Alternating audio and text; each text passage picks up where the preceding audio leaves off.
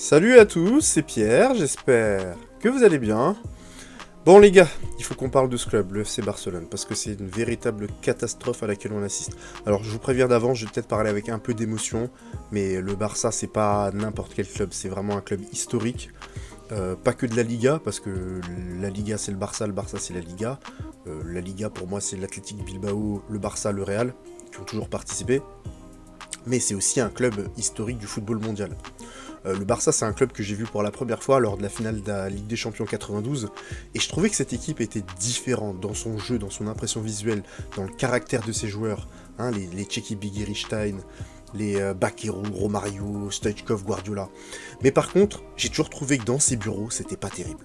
La manière qu'ils ont eu de dégager Cruyff à l'époque, en 95 je crois, ou en 96, voilà, c'était pas propre, surtout pour quelqu'un qui leur a autant apporté historiquement. Les magouilles sur les salaires qui ont fait qu'ils ont perdu R9, Ronaldo, la gestion du cas Figo, les dépenses de l'après-Figo, je sais pas, le traitement réservé à ces stars de Saviola à Gundogan en passant par Eto'o ou Suarez.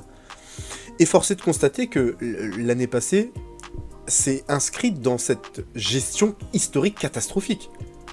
Puisqu'on a Xavi, on parle pas de n'importe qui, hein. Et pas que pour le Barça, hein, pour le football, hein, Xavi. Xavi, qui n'a pas eu les recrutements qu'il voulait, et qui s'est montré aussi décevant, hein. On va pas se mentir, hein, de multiples cartons rouges, des choix très discutables. Bref, il n'a pas eu ce qu'il voulait, on lui a donné Vitor Roque, on va en reparler.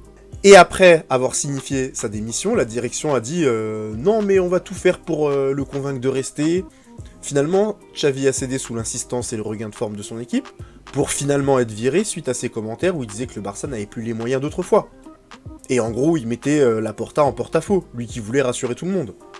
Parce qu'il a été, quand il a annoncé Laporta, il a mis tout ça sur le motif des résultats, alors qu'ils étaient les mêmes hein, quand ils ont annoncé qu'il restait. Hein. N'importe quoi.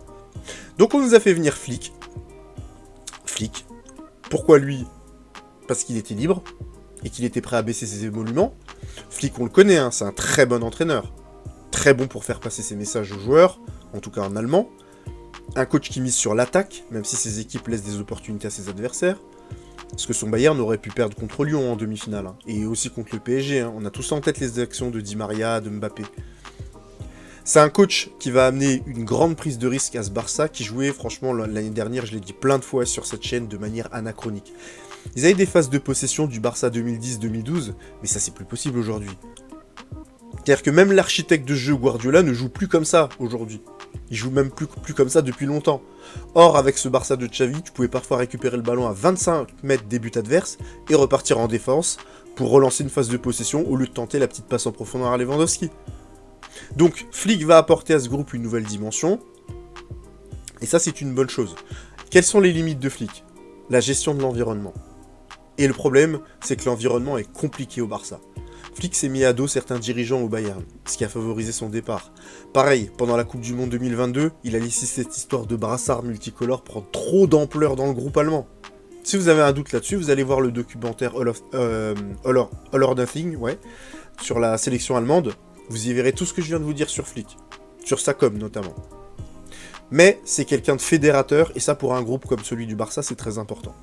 Le Barça a été éliminé en quart de finale l'an dernier contre le PSG, avec quelques jeunes joueurs très prometteurs comme Pau Cubarsí ou Lamine Yamal. Et avec quelques recrues, ce groupe aurait pu viser plus haut.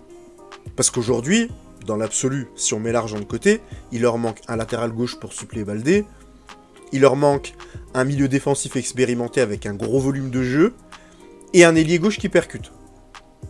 Et donc, en théorie, si comme Xavi, tu réclames un milieu défensif, normalement ta direction a fait quoi ? Elle va te chercher un milieu défensif. Et bien dans ce Barça, non. Si tu demandes un milieu défensif, on te donne un avant-centre. Voilà, tu veux un milieu défensif, on te donne Vitor Roque. Et si tu as besoin d'un latéral, d'un milieu défensif et d'un ailier gauche, comme je viens de vous dire, eh ben on te donne un MOC. Dani Olmo. Voilà. Alors il peut jouer aussi à gauche, hein.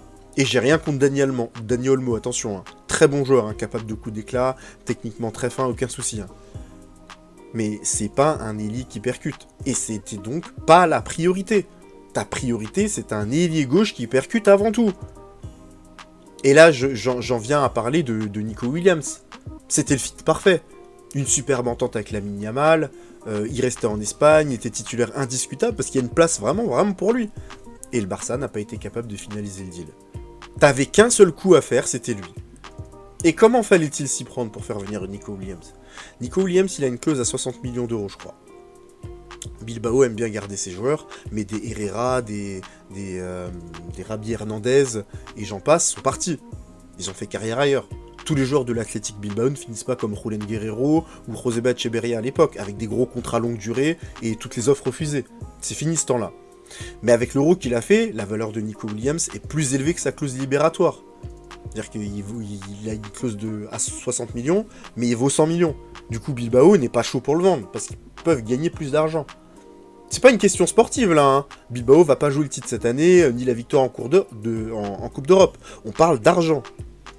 Qu'a fait le Barça?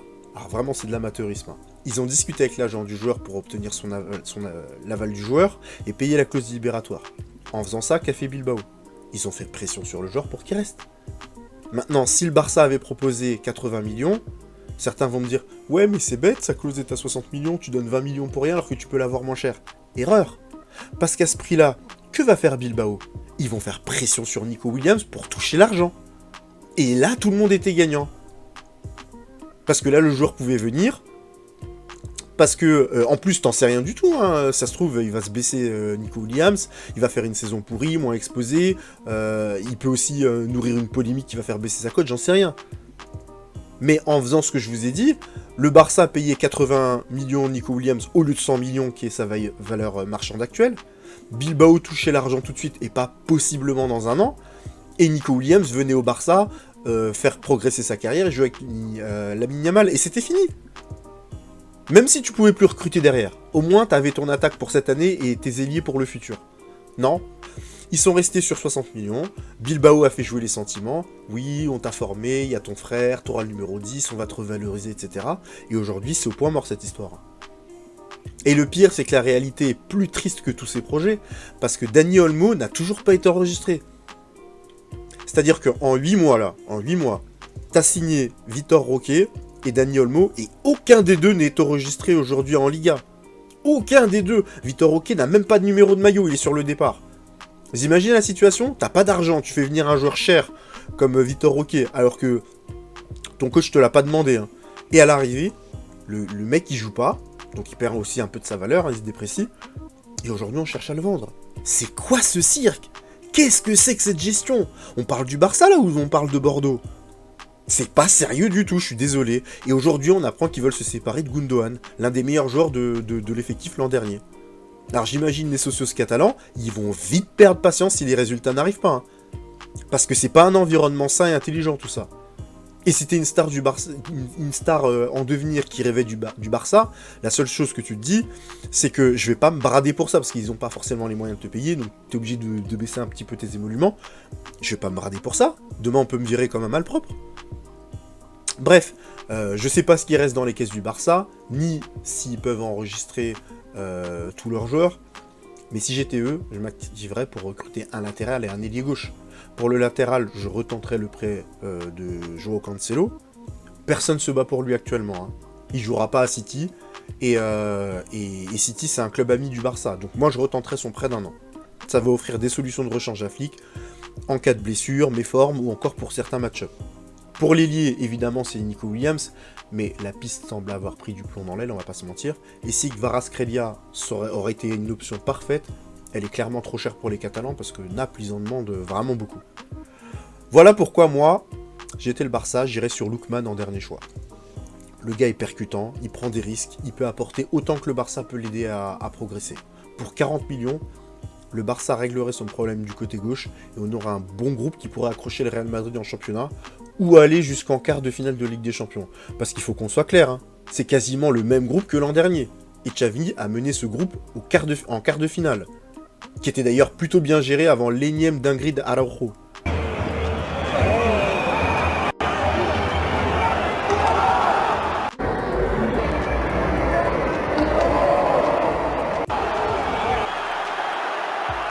Araujo goes across with a scissors motion.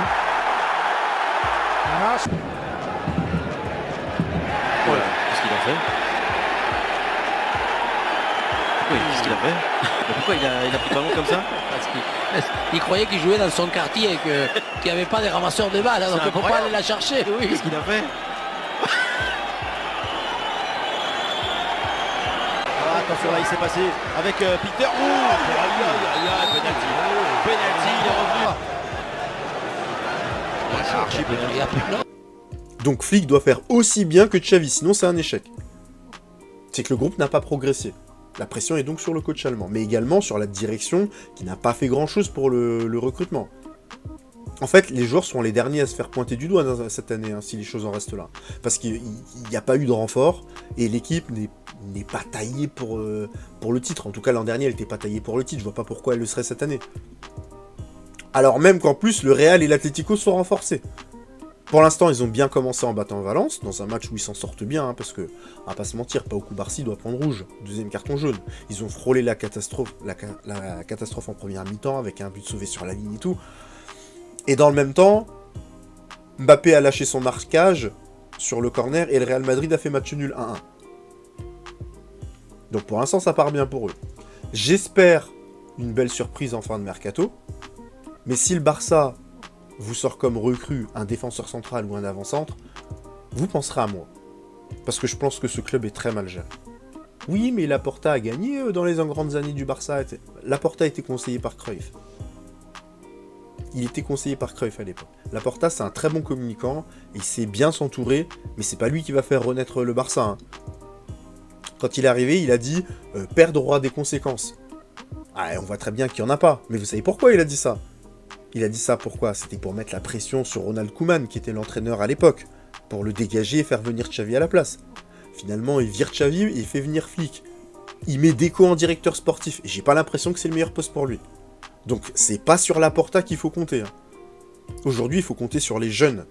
Et j'espère que Flick va les faire progresser. Le salut du Barça ne viendra que de là, soit pour les vendre, soit pour conduire le club tout en haut. Il y a un talent générationnel dans ce club, j'espère qu'ils sauront le faire grandir. Voilà ce que je pouvais dire sur le mercato du Barça. On suivra leur saison avec une grande attention, tout comme le Real, City, le Bayern et le PSG. D'ailleurs, c'est ce club, le PSG, qui sera le prochain club dont on va parler du mercato. A tout de suite.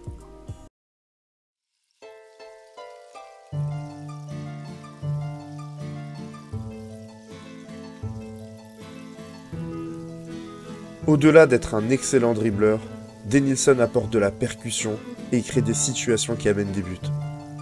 Rien à voir avec le joueur qui deviendra par la suite.